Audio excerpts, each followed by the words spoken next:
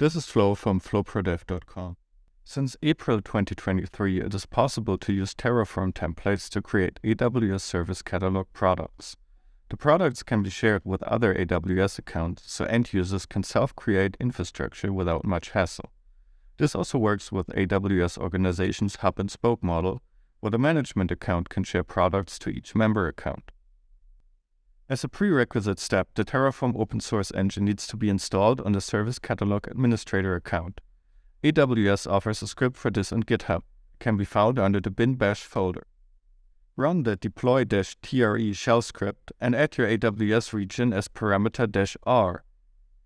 Your machine needs to be able to run Python 3.9, have a Go runtime installed, as well as the AWS CLI and AWS SAM. The install can take up to 30 minutes.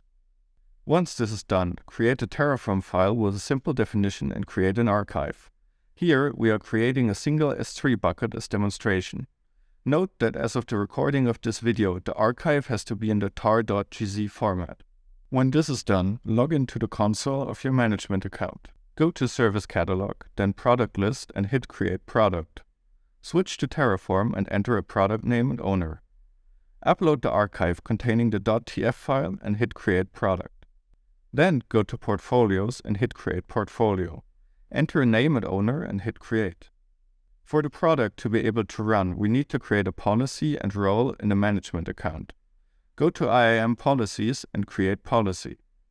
Insert a standard policy definition that allows actions on resource groups and tags as well as for our infrastructure. In this case, S3. Check the video description for details. Name the policy and create.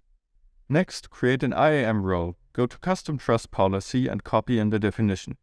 Change account_ID to the ID of your management account in 3 places. Then add the policy we created earlier. Note the role name needs to start with SC launch, details in the description. Then create the role. Note that an identical policy and role need to be created in the end-user account. Then go back to Service Catalog, select Product List and click the product we created. Hit Add Product to Portfolio under Actions. Select the portfolio and switch to Enter Role Name. Paste in the name of the role we created. Next, go to our portfolio, switch to Access and grant access. Switch to Principal Name and enter the name of a principal you would like to be able to launch the product. In our case, this is a user called Test User that exists in the end-user account. Switch to the Share tab, hit Share and enter the ID of the end-user account.